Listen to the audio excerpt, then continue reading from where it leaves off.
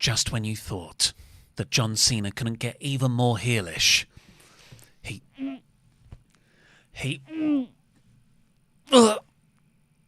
talks about bringing back the spinner belt. I'm Ollie Davis. I'm joined by Luke Owen, DAD. Welcome to the WrestleTalk podcast review of Monday Night Raw. If you haven't already, please press the thumbs up button. Give us a subscribe. Leave a comment down below with what you thought of this totally mediocre episode. Bit of a loaded request there, isn't it? And send in your Americano... You can get that. I believe in you. I believe in you. Grande Americano Chapter. El Grande Chataméricos. We want to keep the show to an hour. To WrestleTalk.com/support. Read out every single one over $5.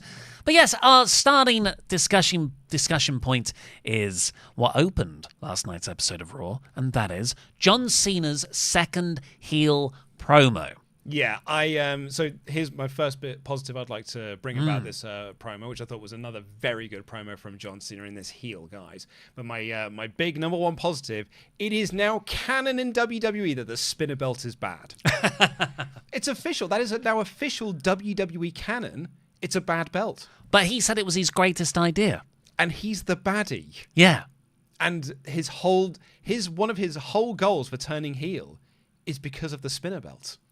Yeah, it was weird that it all hooked onto that. But I thought the promo itself was fantastic. I personally I got more from this promo than I did the one in Belgium last week. Me too. And my reason for that being why, insofar as, I was concerned at first that we were in a bit of Control-C, Control-V territory because the show opened the exact same way that last week's did, which is it's the drone shots. Look how many thousands of people there are. It's sold out. It's Europe.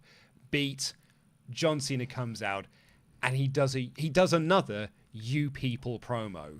And I was like, oh no, we're just getting another "You People." And I was like, and I know Cody Rhodes is going to come out in a bit, so, which is what they did last week. But he actually weaved that "You People" promo into being, and that is my motivation to go for number 17. And I was talking to Laurie and two of our editors. It's because one of our I did it again. One of our editors is called Wesitor. So editor Wes and editor Adam. And I was talking to them about it, and they weren't overly keen on this promo. And that's because he hasn't brought up The Rock yet. And I was like, but I think that's what you can't just do all of that in one go. So we were saying last week, you can't do all of this in one promo. So last week was, here is why I turned heel, you people. Second week is, and here is why I'm going for the title. Week 3 next week, which I think is John Cena's last show before WrestleMania. Is it really? I don't know if he's advertised for the shows after that, is why I sold my soul. And that's actually a really nice way to space these out. I agree. I think that is really nice. It's a good drip feeding of information. You don't want to give all the answers right away. That's good cliffhanger, mystery storytelling for a soap opera structure.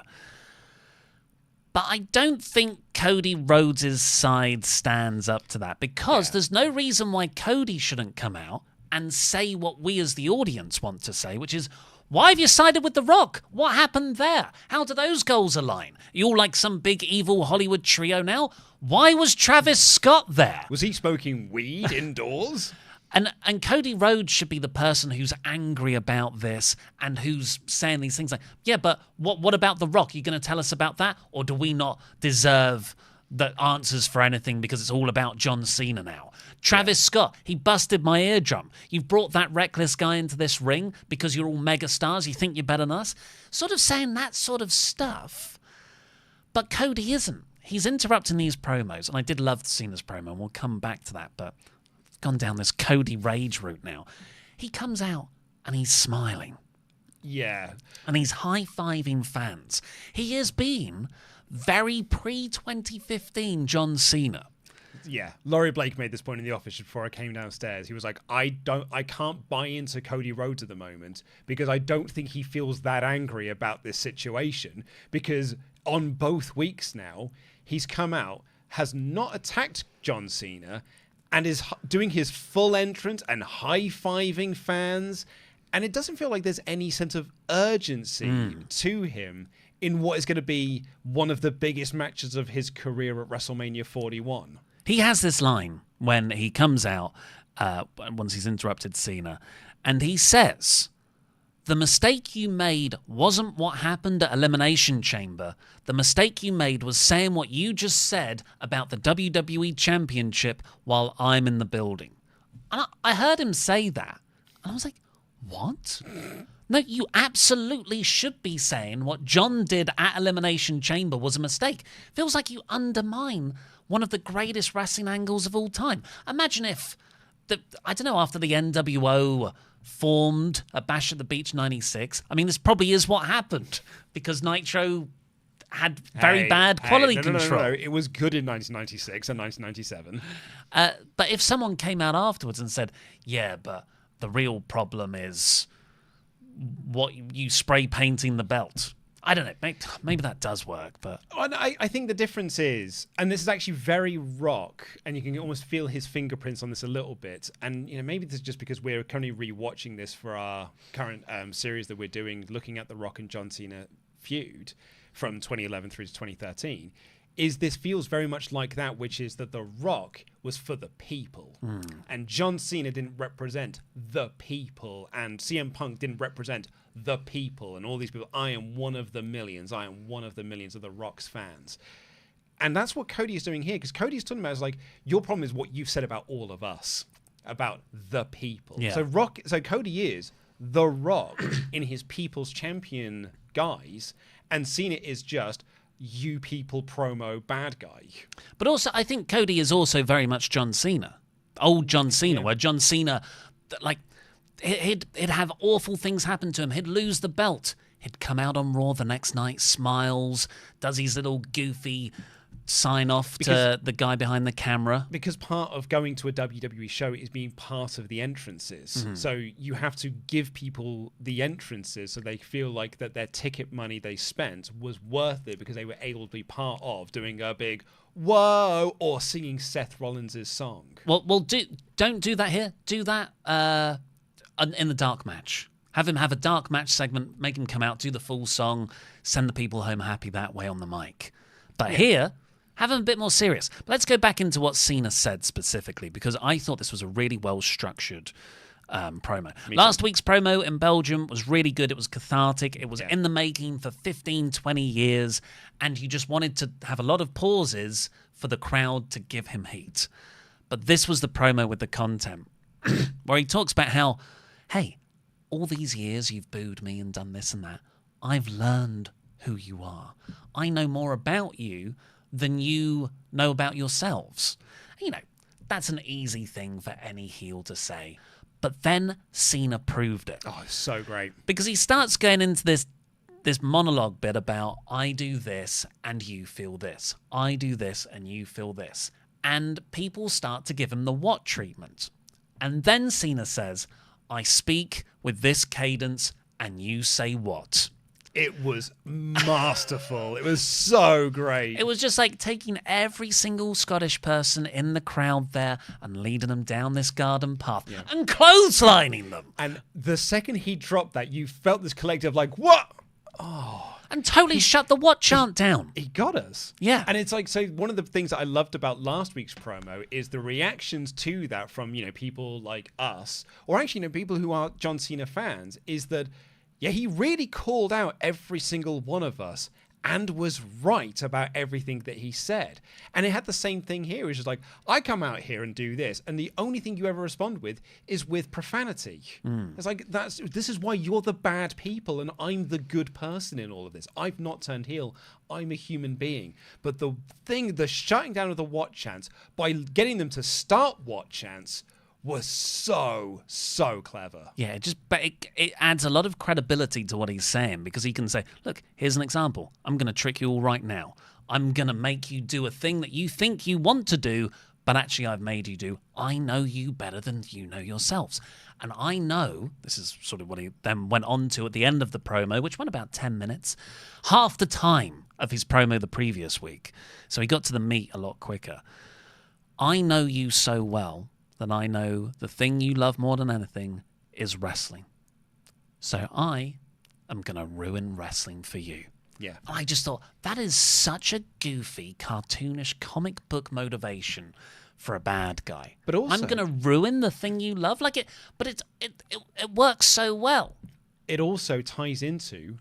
Sorry, I was trying to cut you off there. It ties into what everyone used to say about John Cena online during his run of wrestling. Cena ruins wrestling. Cena because he's a bad wrestler and he's a bad promo and he's a bad comedy character who we do not accept as a top guy. And that it's not people who were kids then are now grown up be like, no, you can't say that John Cena's a bad wrestler because he did this and the other. It's like, what? But we all watched those matches where he was being carried. Yeah. And like in those early years when he was this ugly duckling of a WWE champion, being clunky in the ring as all get out. And then it grew into being, the 2015 US title run, this and the other. But there was always the feeling like John Cena ruins wrestling. So now that's his motivation and that is his character. And he ties that in so wonderfully to the most egregious, ugly WWE Championship design of all time, the spinner belts, which is beautiful because it works in both camps. Those, like you and I, who hated that design and hated that the WWE Championship had become a toy, all of a sudden now we feel like seen and sort of like being like recognized, being like, yeah, that was bad. But the kids who loved that belt and defend that design are now being told it's an ugly belt. And it's now so ugly, I'm a heel and I'm going to bring it back as a heel thing. Do you think you got the impression that he's bringing it back? I think if Cena wins the belt, he brings back the spinner belt. That would sell so many. Well, that's it. And so there's part of me that thinks, no, I'm going to take it back. He doesn't, because that is what we want him to do. So he wins this belt and is like, you want me to bring back the spinner belt design?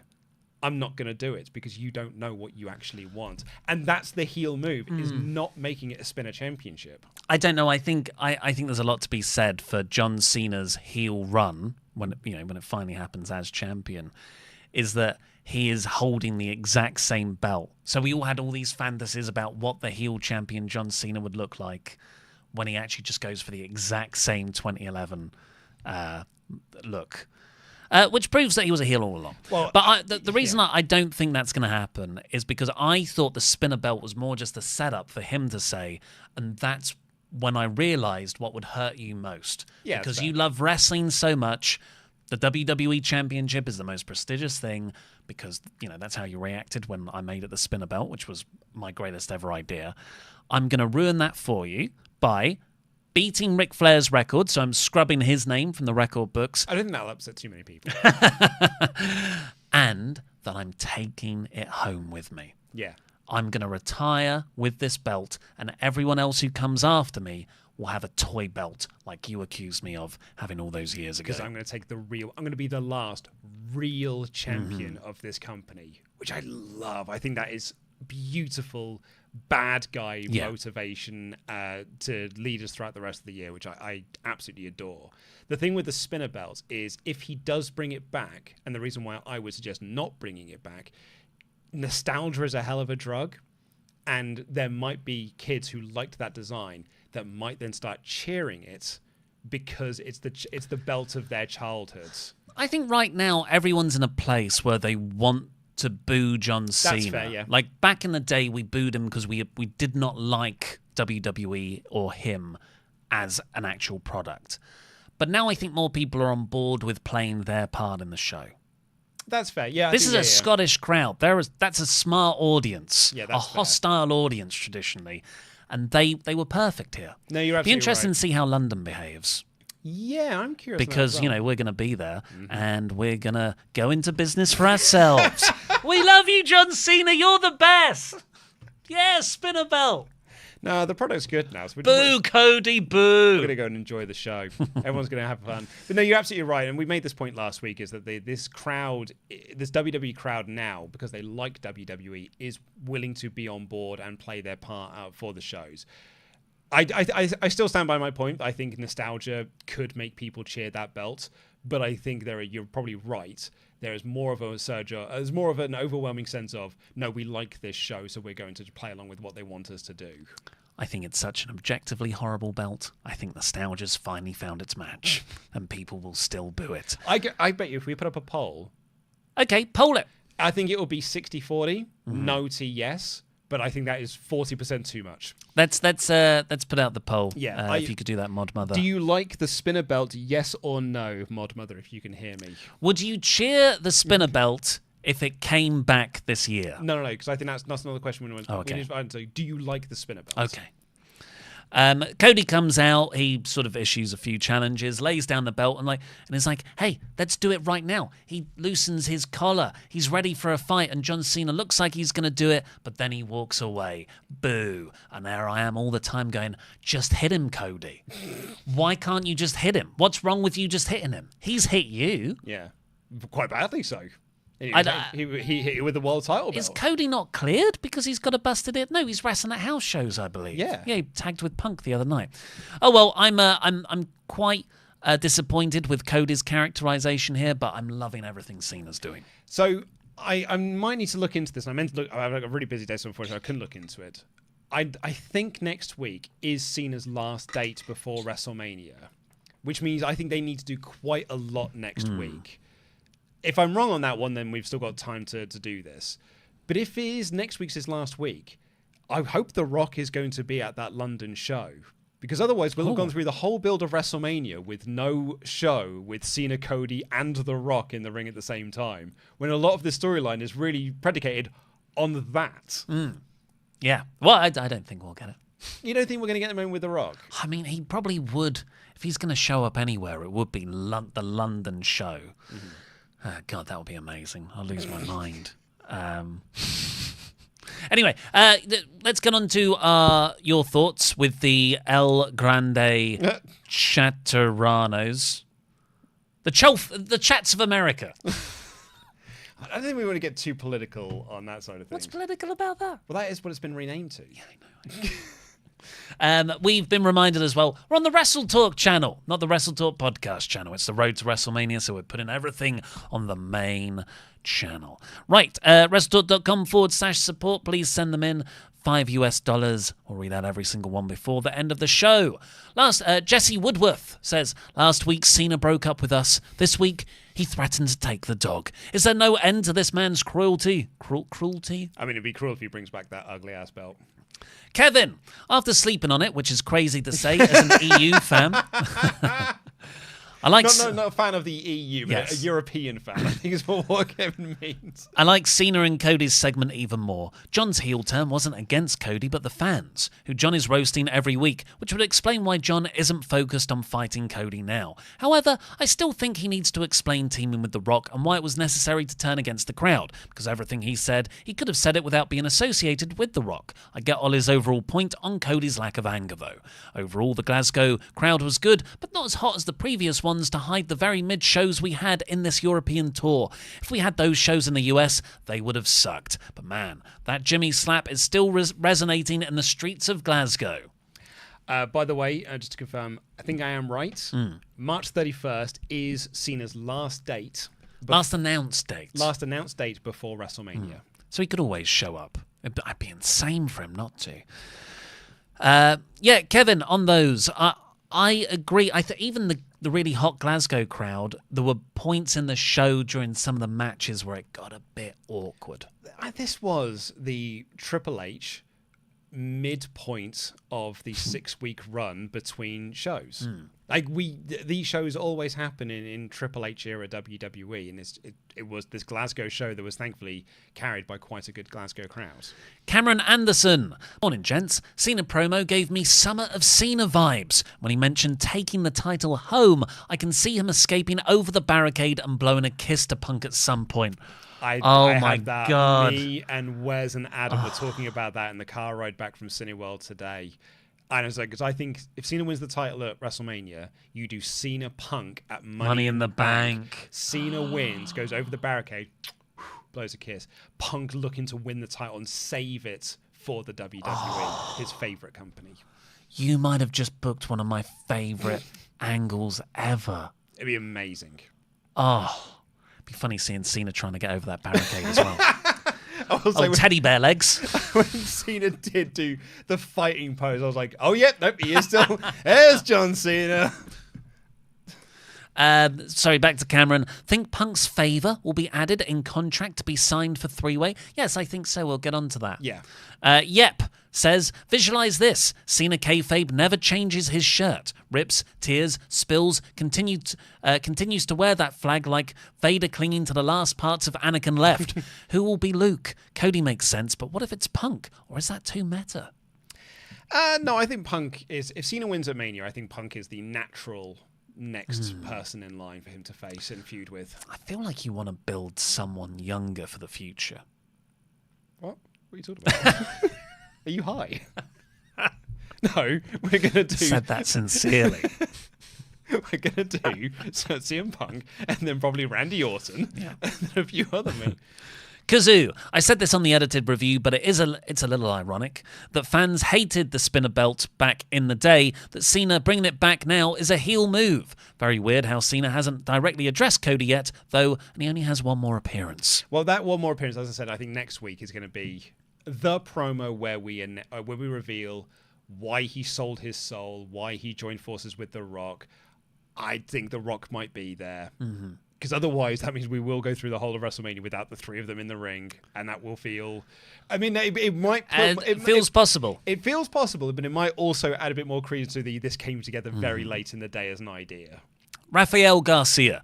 I didn't mind the spinner belt. The first wrestling show I watched getting back into wrestling in 2009 was SummerSlam 07, Cena Autumn 1, of many.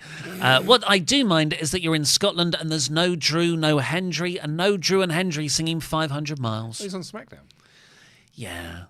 It did feel like a missed opportunity, though. He's on SmackDown. Wednesday, because everyone stays on the brands they're given, don't they? Of course they do. Yeah. Wednesday 7383. Try that for their pin number. Can SmackDown's Cody Rhodes sod off back to Friday nights and take Cena with him? Do your promos there, and then let's remember we have Walter Gunther, and he's a world champion. Gunther needs to open night one and squash Jay in 30 seconds, then move on to Punk. No, if Punk's going to win a world title, he's going to go after a proper world title. Yes.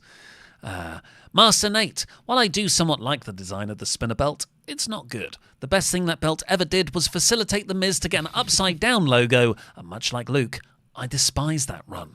Yeah, the Miz turning that around was... Clever. Clever, yeah, that's a word to use, yeah. I also, to your point, actually, the Raquel Garcia made there is like, I didn't mind the spinner belt. The first show I watched was in 2009.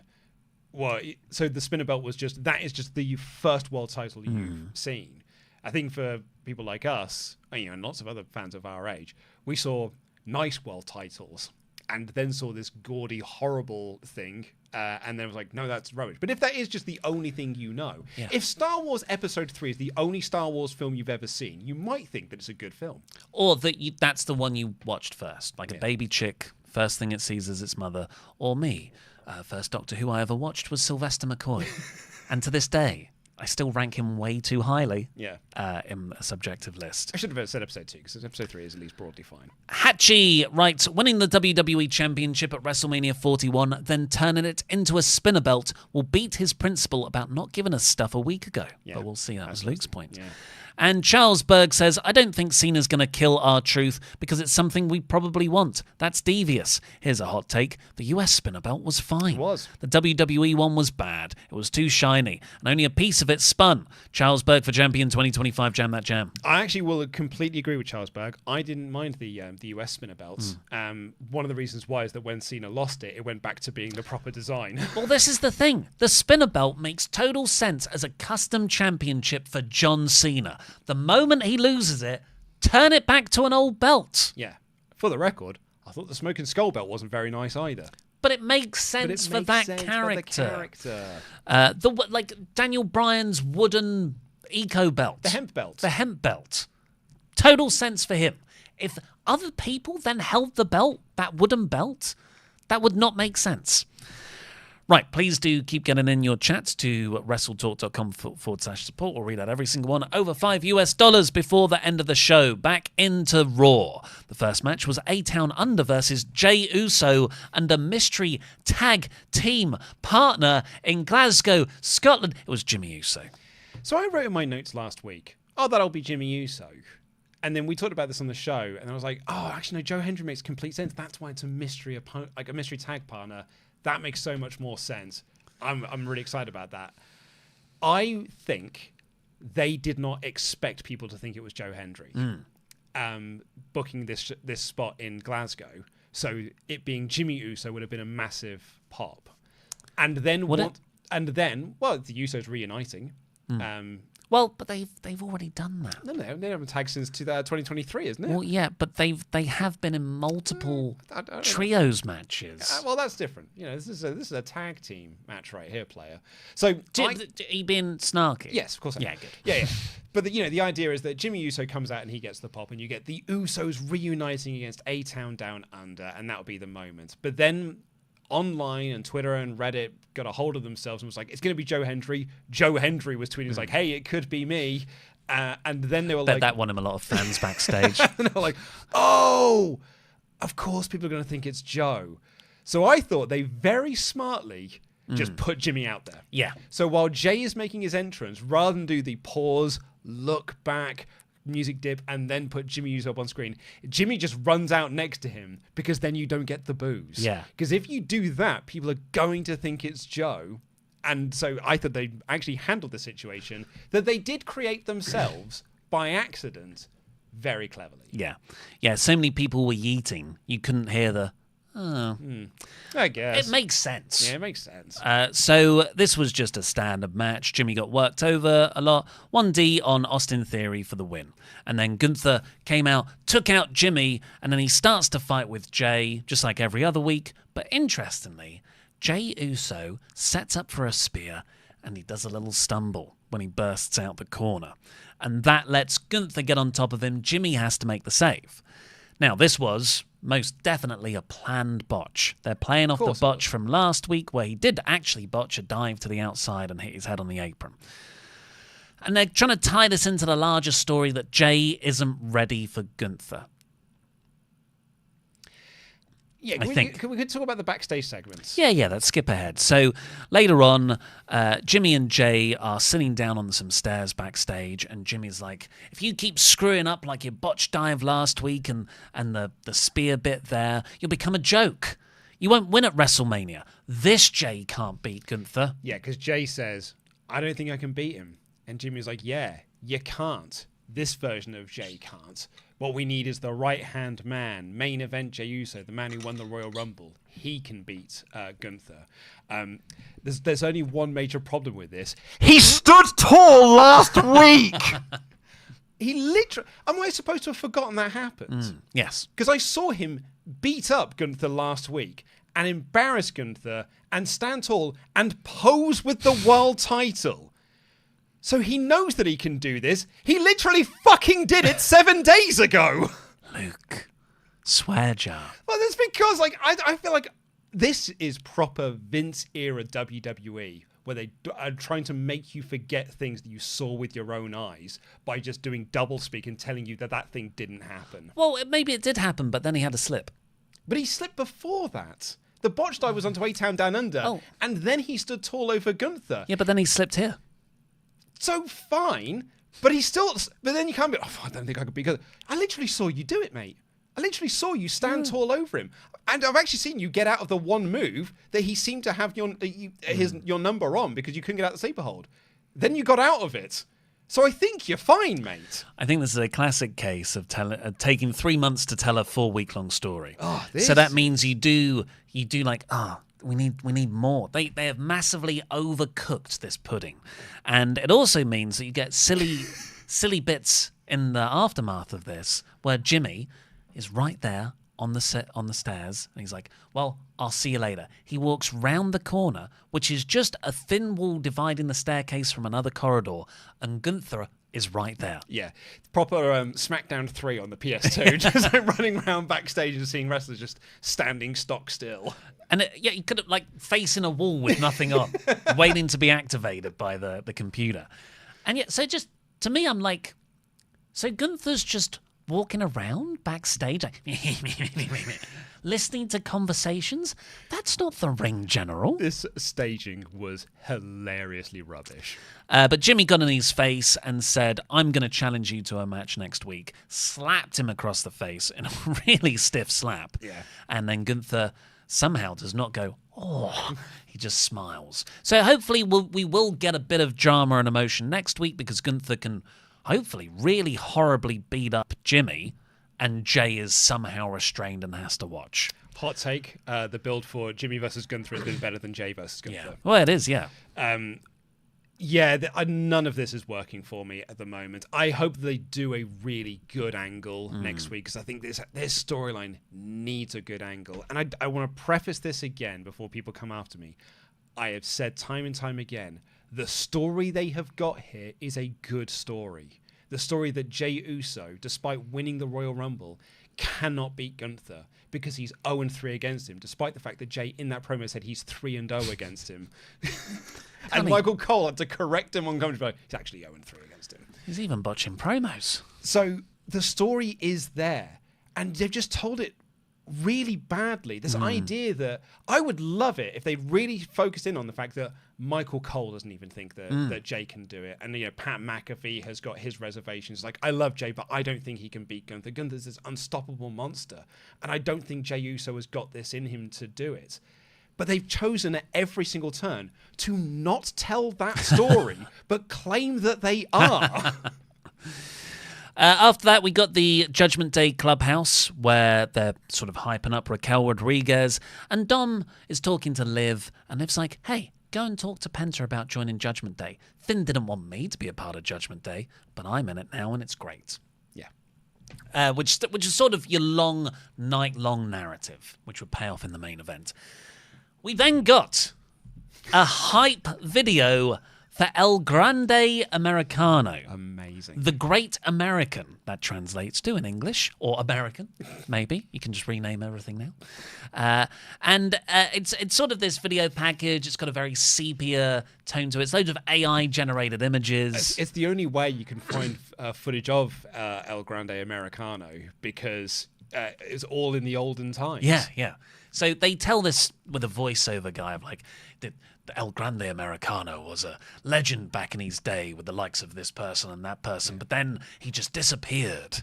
And they bill him from the Gulf of America, which is, of course, I find that a very funny political joke right now. Well, it is a very good political joke to make. But this whole gimmick has been, I don't know how divisive it is. Some people have, understandably been offended by it because this is offensive or borderline offensive comedy. Oh, because they're saying that he's from the Gulf of America. Yeah, the Gulf of America. Right. That he is I guess you could, I don't see it this way, but you could look at this and say they're making fun of Mexicans and Mexican wrestling and Mexican heritage. Oh, I didn't think they were. Yeah. Though. I mean, I totally can see why people would see it that way. And people have. Yeah. But I can't remember the name of but it's a good lucha website that has taken against this. The Lucha Blog. No, I can't. I don't think so. I can't remember. Okay. But anyway, I think it's quite obvious that Chad Gable, the character, is the heel here, not the promotion. And I do think WWE are going out of their way to make that evident. So you have, first off, for me, the AI. I saw people criticize AI images being used. I'm like, yeah, but if the character of Chad Gable, he would use AI stuff here. The Gulf of America thing, like, that makes sense for American-made Chad Gable.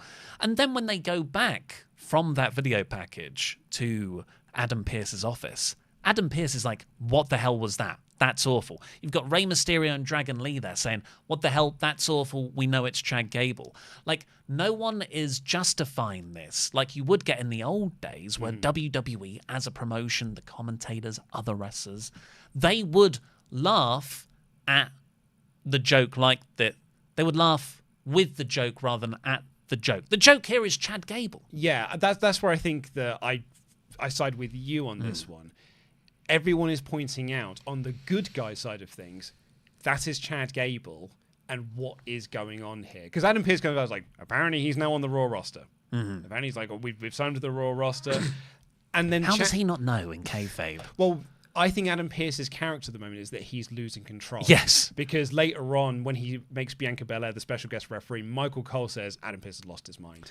That's been going on for a while. You know, the whole I need a drink, Adam Pearce. Well, so was the split of A-Town Down Under. Sometimes these stories take a long time to tell in Triple H world.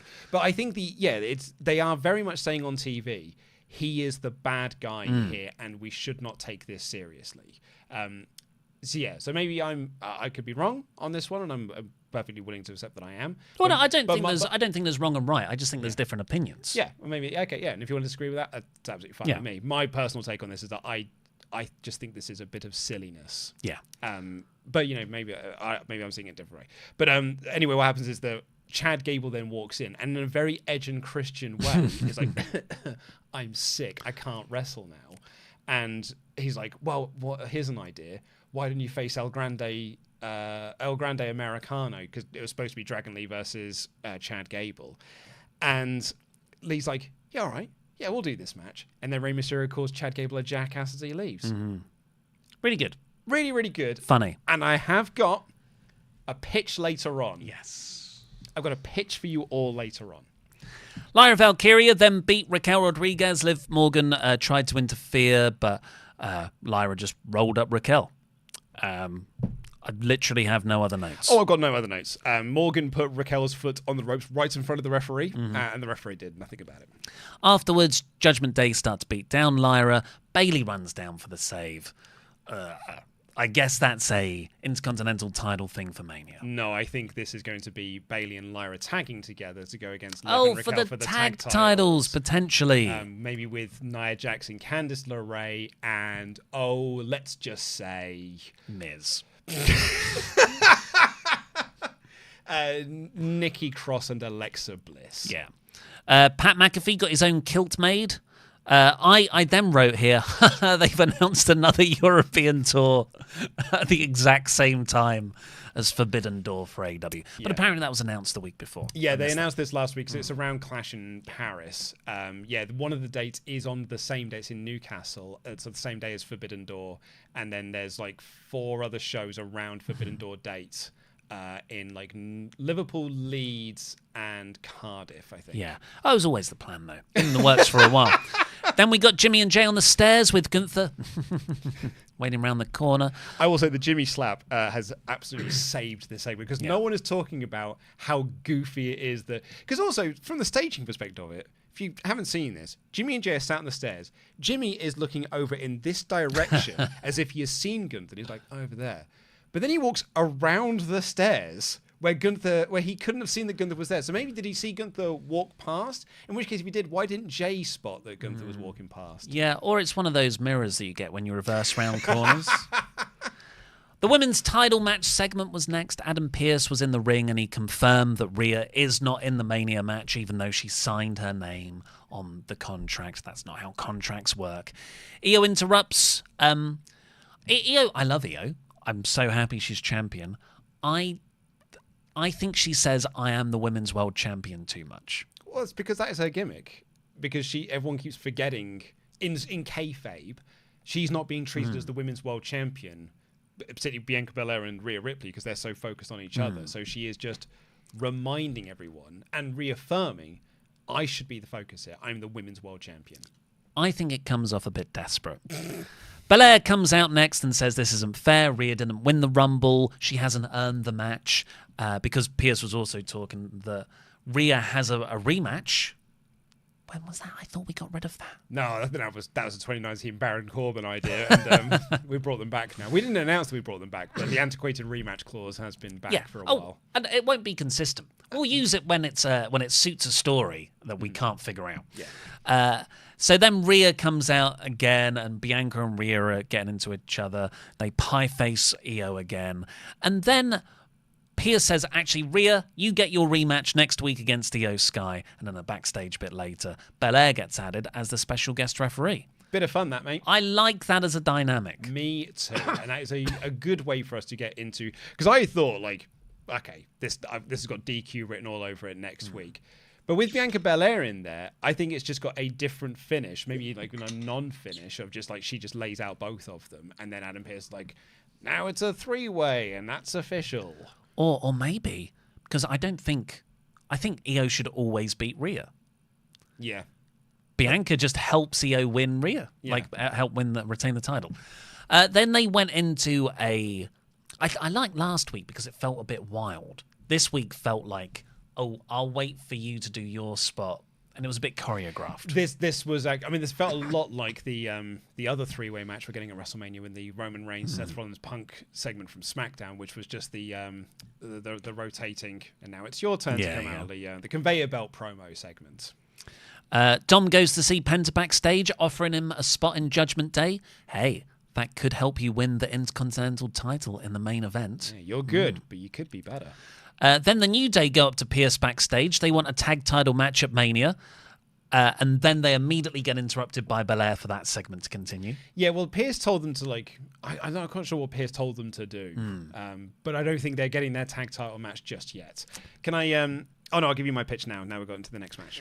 El Grande Americano, the legend, newly signed, then took on Dragon Lee. He's billed from the Gulf of America during the introduction. It is so obviously Chad Gable. What? You keep saying this, but I saw the two of them. I know. But it's his physique. It's so clearly. And then he goes, gracias! And it's his voice. Yeah. I love how obvious they're making this, but doing just enough to make it that no one can officially confirm it. Yeah. I think if you... I was just thinking about the conversation we had earlier. I think if you remove the Gulf of America bit from this whole act, I don't think it gets as much criticism as it currently is. Yeah, maybe, I think that is where it... I think making it from the Gulf of America makes it a political joke, whereas previously it was just wacky Chad Gable-ness. Now it is a political thing. Well, that is an explicitly political joke. Yes, of course, yeah. Can I have my weekly grievances about Pat McAfee?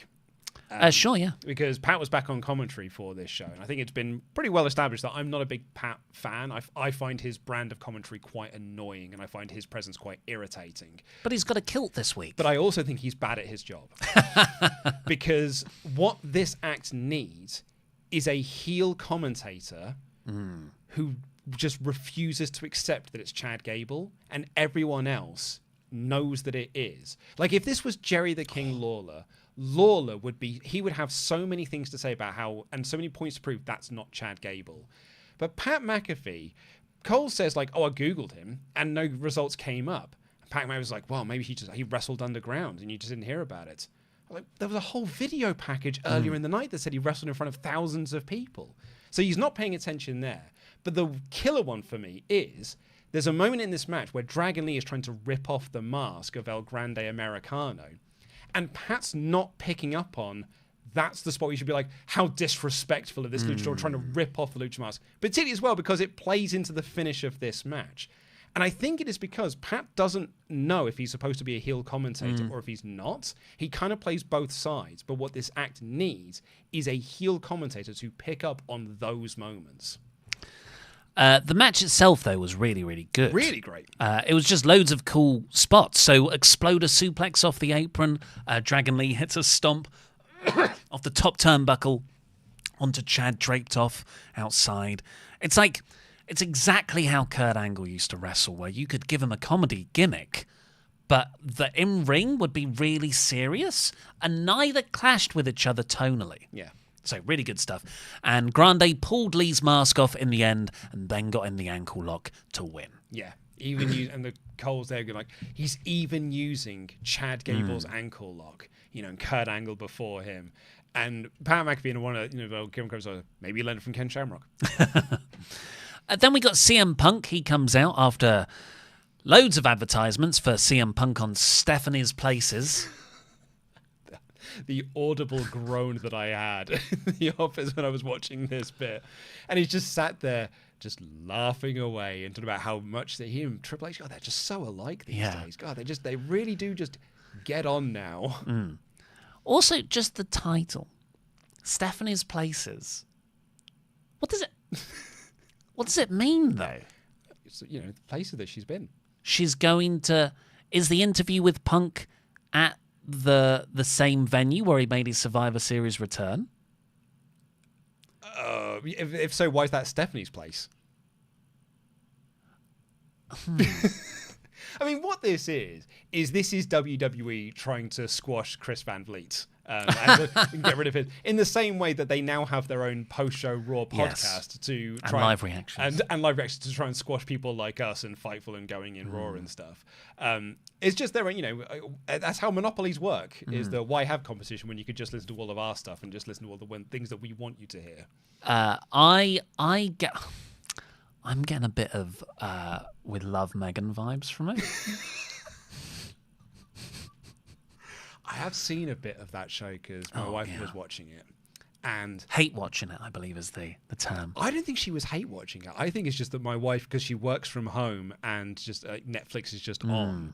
I think pretty much she's completed Netflix. And so when you've completed Netflix, you just have more things to watch. And so she watched it, and she did watch a few episodes, and she was like, it's not a good show. And it's like, it's so awfully forced and fake. So I watched 5 more episodes of it, and it never gets unforced and unfake. It's not her house. That's what my wife says. It's like it's not even her house. Just lie about it. Don't tell me that in the first couple of minutes. How you love hosting people and everything like that. But this isn't my house, by the way. Don't want to show you where my house is. Anyway, they try it's obviously a big thing with Meghan Markle. She's trying to reinvent herself as this life influencer. Who makes pasta dishes. That's the one thing I saw her do. She made a pasta dish, which actually looked all right. It looked all right, yeah. Some kind of trad wife thing. It's like Stephanie McMahon is now trying to reinvent her post-WWE corporate self into, hey, I'm a personality, and I love chatting with people. I'm an interviewer. I'm an interviewer now, and I will have a podcast, and I will get performance-level things out of people in my discussions with them. Yeah. I'm actually now looking forward to watching it. There was a line, and this is just to show you how fake and phony this show is. And I think that Phil Brooks probably knows all of this, because Punk has a line in this preview where it's like, I don't know what the reaction was going to be like. Do people even still remember me? Are you high? Are you mad? People just forgot who CM Punk was. 2 months after you were fired from the other major company in wrestling. I don't know if people are going to remember who I was when I went out there in Chicago. I forgot it was in Chicago. Anyway, Punk comes out to cut a promo now that the 3-way for WrestleMania is official. It's Seth versus Roman versus him. And he said that he's not getting what he wanted, a main event of WrestleMania. That's what's implied. Or will he? And I was like, what do you mean by that? So either this is going to be the main event of one of the nights. So that is, he's basically, I think this is going to tie into The Favor, because he said that the contract signing is next week. They had to also put Punk in the position they put Rollins in last week. They were like, hey, the cool thing with all the characters is not on this show, but if you watch from home, you can see it. So we did get booed, and Punk was like, yeah, you should boo this, because I wished it was here as well. Yeah, what do you like, Glaswegians? Do you like London? Because that's where this show will be. But yeah, Punk handled it way better than Seth. I would agree. But he's going to look over the contract to make sure it has got what he wants in there. If the favor is just, I get to main event WrestleMania, that is lame. And how does Paul have that sway? I don't know, but that is lame. Yeah. But if it is that the winner gets inserted into the Cena Night 2, Road oh my match on God. Night 2, then maybe that would be quite cool, and it gives it stakes, which might then, it should be the main event of the show. Hot damn, Luke, I'd never thought of that. That's an awesome idea. Here's my other caveat to it, and I thought of a way to add another level to this. It's only in Punk's contract for a stipulation just for him. So it's a 3-way, and it's the main event.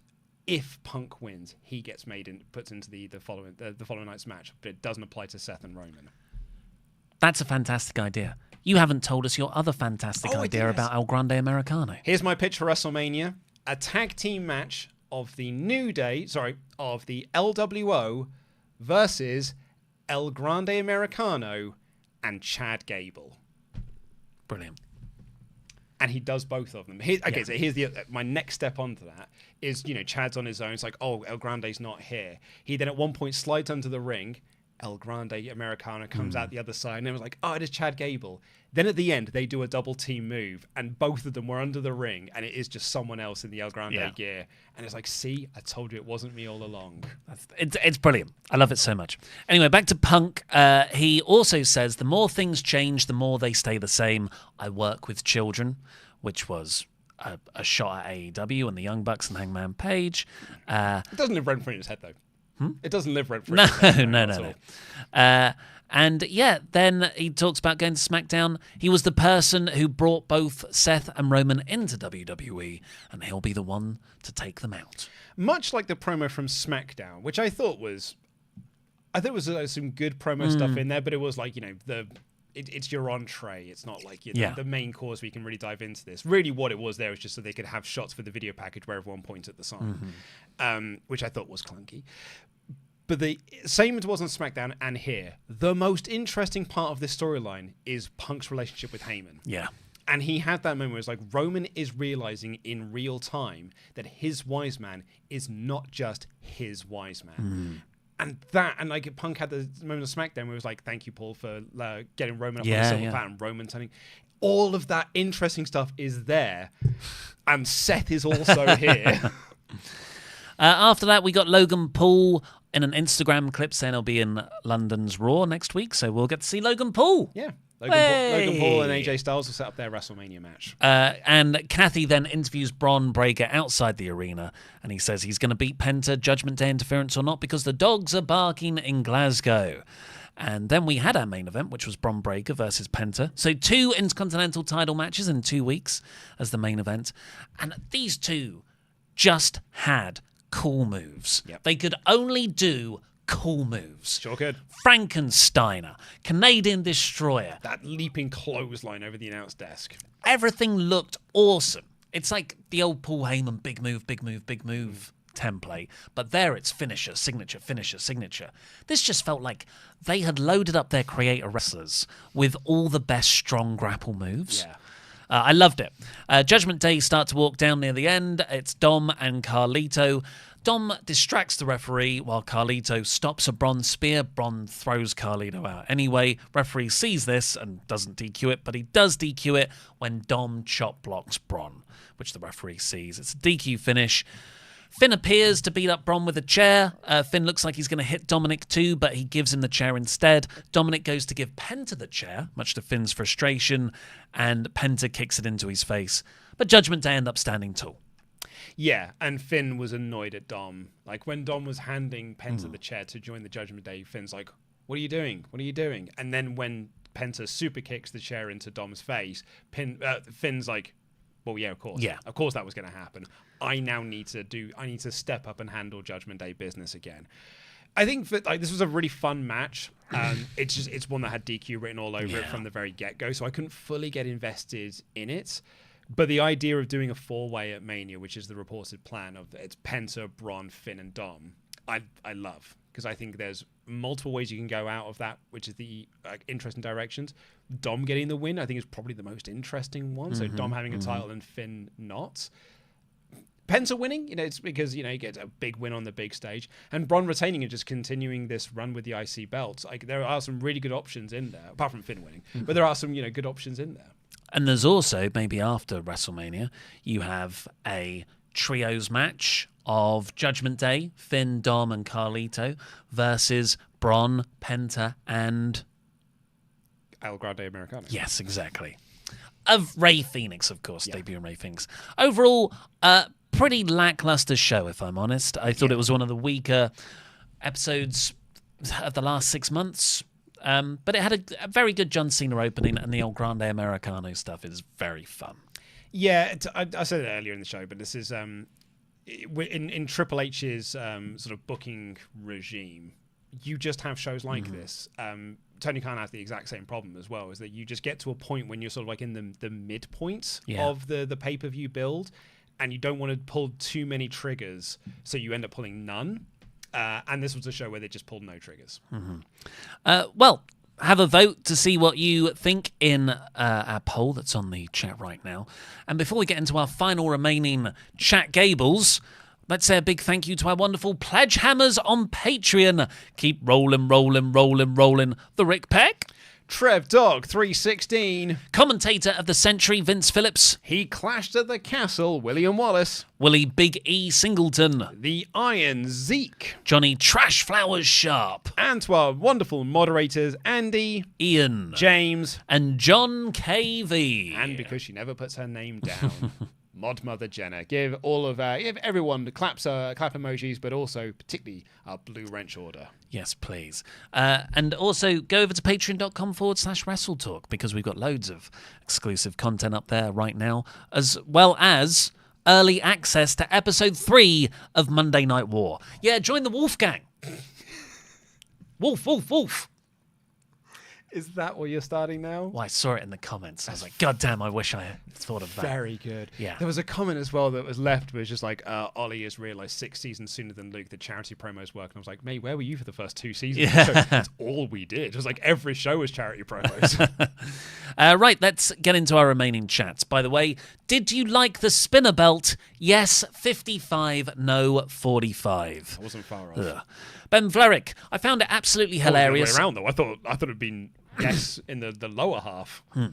I found it absolutely hilarious, totally laughed my ass off when Jimmy just ran out. Quick, no, you don't get your own entrance, run, before the crowd realises it's not Joe Hendry. To be fair, they handled it the best way you could, disaster avoided. Now, I'm not even an Uso hater, but damn, them in a singles match compared to tags, especially with each other, big difference. Hadn't even realised. I guess I do miss the Usos. How can I forget they're an awesome team? Shame on me. Pretty good tag match. Yeah, it was totally fine. Yeah, I don't think it was a pretty good tag match. I thought it was there. It was a template. It was formulaic. L Take It Easy writes, hey lads, I know you lads don't usually talk about AAA, but was wondering what your opinion on the company bringing in new LA Parker, a new LA Parker. Is it LA Parker or it's LA Parker, isn't it? Hope Chad Gable gets healthy soon. Him versus El Grande Americano would be 6 stars guaranteed. I haven't actually seen any of this stuff with LA Parker. I'll be honest, I've completely skimmed by. I don't watch a lot of AAA. It's unfortunately, it's just not really my cup of tea at the moment. Christopher Hines, disappointed in my fellow Scots last night. They could have been better. This build so far has given me pre-Mania 31 vibes. Lucha match and main event were great. Also, shout out to Punk for being the only person in the whole show to say Glasgow correctly. Yeah, because how do Americans say it? Glasgow. Glasgow? I always said glass cow. I thought it sounded like. Space Viking. I think being a Finn fan is worse than being a Ziggler fan. If Finn doesn't exist, your favourite wrestler today has a very different career. Cody, Omega, even AJ Styles. It hurts. He is just a lad. Anonymous. The history of El Grande Americano was not AI generated. I met Grande in the 60s after a Lucha Basement show, which later became Lucha Underground. He shook my hand so hard I grew a 6th finger. He truly is your favourite luchador's favourite luchador. Well, there it is. There you go. Kings of the Yellow Spill. You know what's funny? I think WWE is more willing to turn Rhea heel than Bianca, and that might be what they are trying to do. Problem is, men want her, and women want to be her, and Triple H doesn't know how to work with that. Look at Lashley. Yeah, but I think turning Rhea heel would be a mad thing to do. Well, I think she's leaning in that direction. Which I think is a mad thing to do.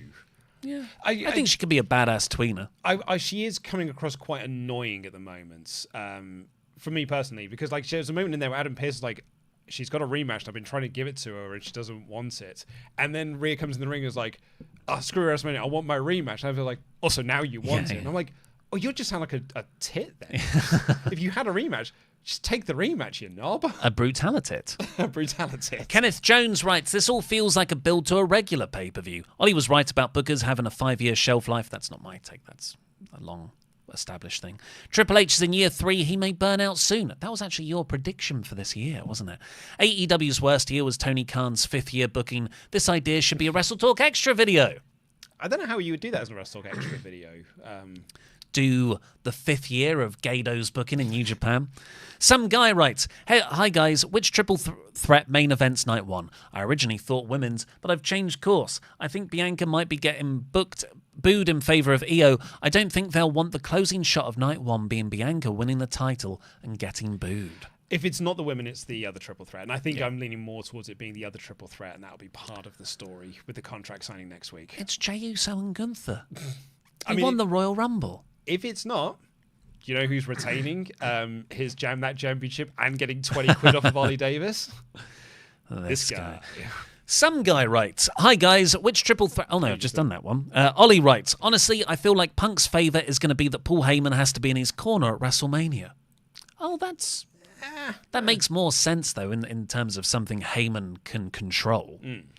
Travis Bott, "As a kid, I loved the spinner belt, but then Triple H won it and my brain refused to accept that. That was the beginning of the end. I hate the W belt, but loved when Kofi brought it back. So bring back the spinner belt. P.S. Rock's W belt is the worst." It's the one we're actually just about to get to for our review of WrestleMania 29, which will be coming out next month. Merc 1987 writes, "With Dom floating around the IC title scene, I hope we get a Dom Mysterio Houdini of hardcore type run, where the IC scene is full of interweaving feuds that mean Dom keeps escaping with the belt and goes a full year until Dragunov destroys him." I love that as an idea. That's really good. Space Viking, "Hart, so like the show, but the booking around Cody Cena is kind of lazy. Rock is boss. If Cody touches Cena, he gets fired. Security around Cena, etc. I get that professionalism is part of the gimmick, but give a reason why Cody has no issue dropping Miz, but not Cena." Good point. Yeah, I like the idea of Rock being the boss and putting all this security and lean into that Hollywood entourage part of the gimmick. The Field Team Leader, "Hey folks, I'm hoping for a way to somehow get a Punk versus Champ Cena match as a reverse of their 2011 classic, but now Punk fights to keep the title in the WWE. Also, WWE is missing the money train by not calling El Grande Americano the Lou Chad Door." No, I think they've got the right way because it's not Chad. Yeah, that make no sense. But yes, the Money in the Bank 2011 rematch. Love it. Would be awesome.